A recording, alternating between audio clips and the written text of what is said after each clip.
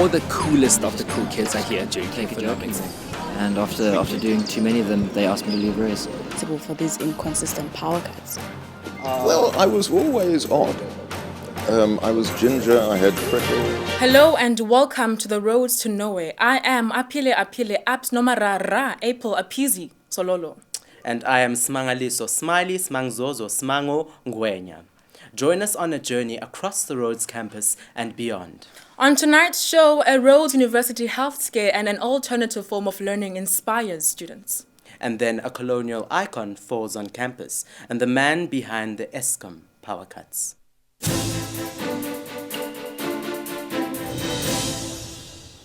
Humour levels at Rhodes have decreased annually since records began, but new research has shed light on the causes and severity of the issue. These new findings prove that humorlessness is more severe than first thought and is not caused by an excess of default meal bookings. Acute comedic deficit disorder, better known as humorlessness, is a disease that is sweeping Rhodes University. 1 in 4 Rhodes students is affected by this disease. We spoke to students who are infected with the disease to find out how severe it is.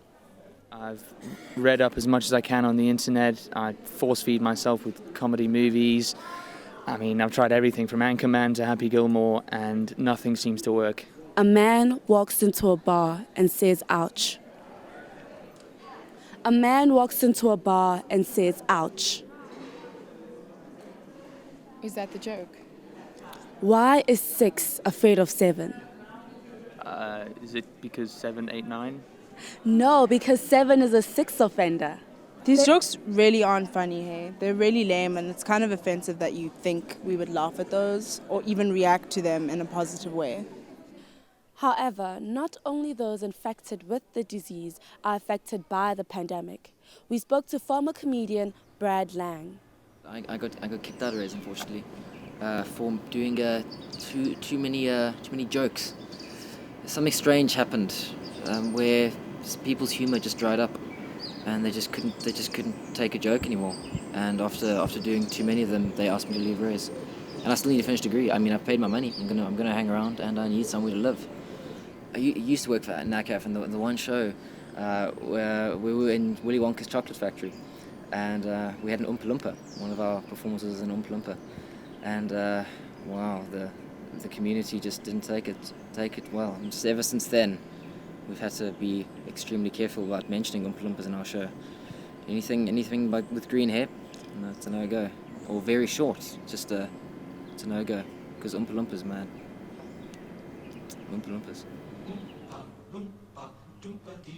We visited the Rhodes University Healthcare Center to speak to Dr. Brecken Lee-Rudolph to learn more about the causes and effects of humorlessness. Most students naturally experience some form of humorlessness coming to Rhodes University.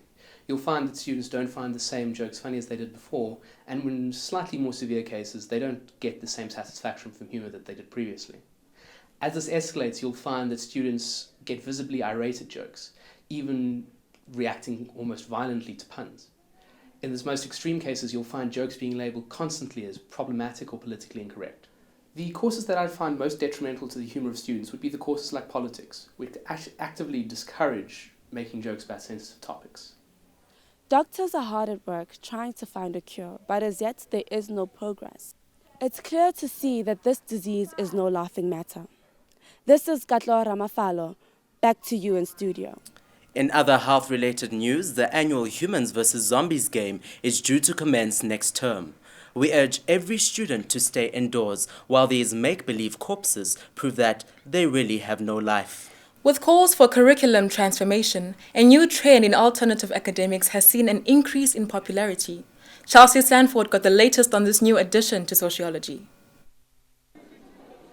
Kaifonomics is a subject taken very seriously by Rhodes University students, who pride themselves in socializing and interaction. Professor Masemole, a lecturer in Kaifonomics, received his PhD in a record-breaking 2 years. Now, the way Kaifonomics works is that it's split into 5 different modules which are evenly spread throughout the week. So you attend Kaifonomics lectures every morning between about 10 and midday, and that is when everybody comes out here. All the coolest of the cool kids are here during Kaifonomics. When you're doing Kaifonomics, you want to take subjects that aren't going to keep you too busy, because you can't be in lectures all day, every day and expect to be a Kaifonomics student. You need to really pick your subjects carefully. According to Professor Masemole, in order to become a tutor, there is a serious list of requirements. One needs to have good fashion sense, be up to date with the latest gossip, and be vocal on Twitter. Kaifonomics is an incredible subject. I mean, this year particularly, we've been doing a lot of work about society and interaction. Kaifonomics opens up almost everything, you know.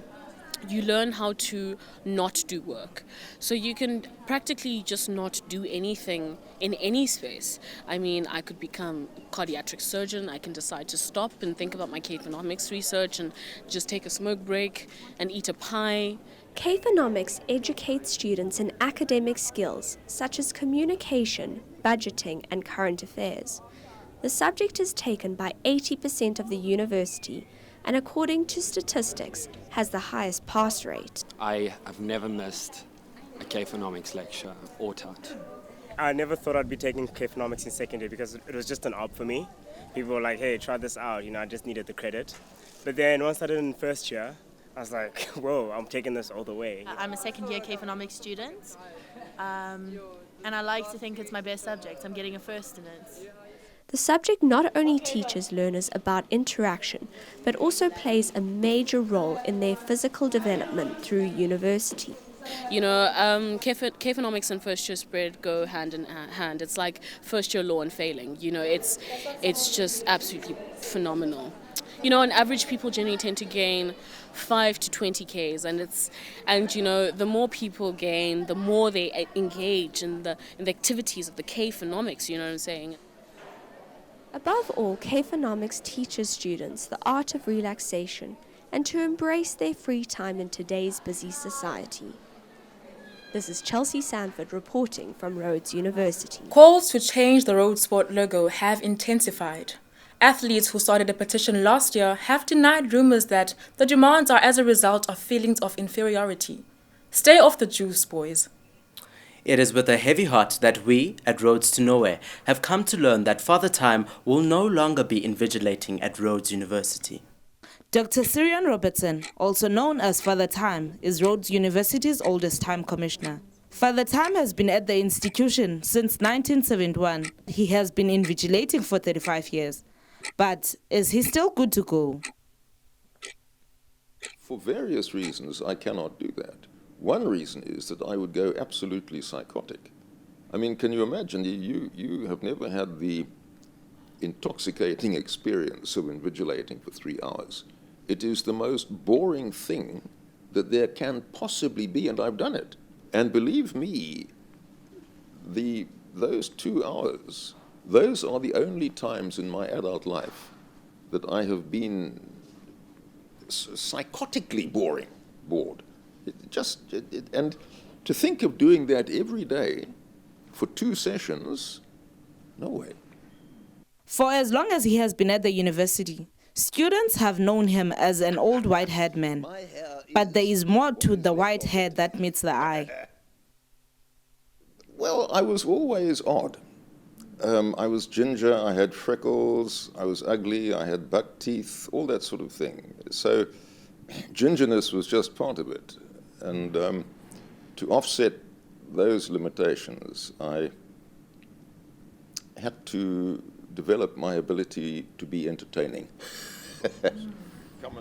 Now that he has left his position as the university's time commissioner, Father Time spends more time working on his sense of humor.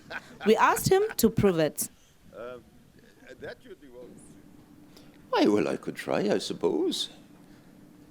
I don't know, it depends what sort of accent you want. I mean, I can do South African accent. I can do a British accent. I do a little bit of Scotch, if you like. Not too much, you know, not too much. And I wouldn't try doing that in the whole hall.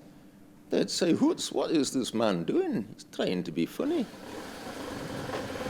Asked if whether Rhodes will live to see Father Time this year, he answers. Public announcement of the fact that Father Time is no longer, his time has come. This is Tolakele Silo reporting for Rhodes University. Does this mean exams are cancelled as well? With rolling blackouts still sweeping the country, we found the man responsible for the irregular power cuts. Blackouts have been in abundance, out of schedule, and sometimes leaving us in the darkness for longer than planned. However, it is Eskom's way of keeping Africa's reputation of being the dark continent. Eskom is to blame, but we have found the specific culprit responsible for these inconsistent power cuts. My name is JP van der Merwe. I am in charge of switching off all the powers, the buttons for the electricities in the Eastern Cape for Eskom. My main technique is usually I go into a town, I have a database, and then I see, okay, there's zone 1, 2, 3, or zone 1, 2, whatever. It's different for all towns, for Pete's sake, okay? And then I'll do an eeny, meeny, miny, mo.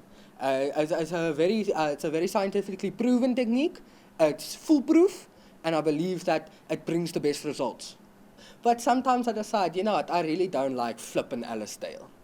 And so I will go and I'll switch them off for a good 6 hours and I'll laugh and I'll phone my mom and tell her. Sometimes I phone my son and I'll ask him to see which zone he wants to switch off. Now we know how the process goes to deciding which part of South Africa receives load shedding. And we've asked an expert on how these blackouts affect households. Darkness in the household really creates disharmony. I mean, especially for children. They feel lonely and isolated. And most of the time they are frightened.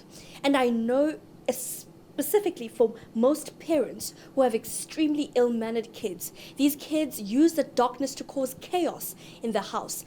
They play games such as Ghost and Tok-Toki, and this really irritates parents and it increases their stress levels. I've also had a lot of parents actually come in commending Eskom for the good work they're doing in their relationships. I mean, for many couples, load shedding has really benefited their romance. Couples now get time to enjoy a private moment of, you know, intimacy. Yeah, it's a social need. After hearing the obstacles that each household experiences during these power cuts, we spoke to the members of the community who shared their views on the matter. When there's no power, I can actually put my feet up, make myself like a nice drink from the fridge or something, and just chill. Le load shedding yenu angiyazi ngoba mina from January to January anginayi gezi, angazi why ningitshela ngama load shedding. I start with maybe here Alasdale. Eeny, meeny, miny, mo, catch a tiger by its toe. If it cries, let it die. Eeny, meeny, miny, mo, this one. Tot ziens. Oh, crap. Powerless be thy name. This is Zizi Pomajavu reporting. We actually have Mr. van der Merwe with us backstage for an exclusive interview in a few minutes. But first, it's time for us to join Sarah Knight for a forecast of Grahamstown's weather.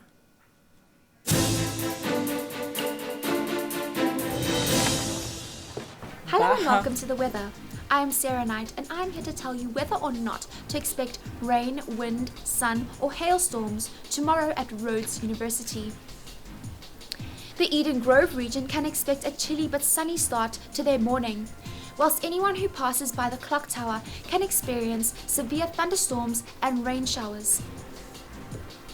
Upper Campus has been placed under extreme emergency alert for snowstorms, so please exercise extreme caution when in these regions. The Day Cape will be experiencing wind speeds ranging from 80 to 100 kilometers per hour, but this will not deter Kaifonomics students from their studies.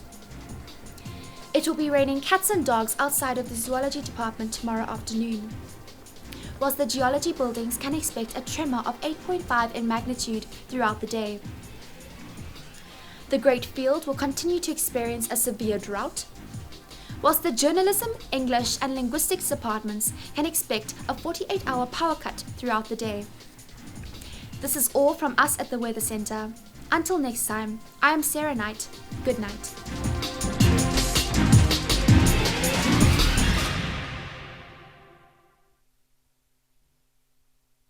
Well, that's all we have time for today. Please join us again next time on the Rhodes to Nowhere.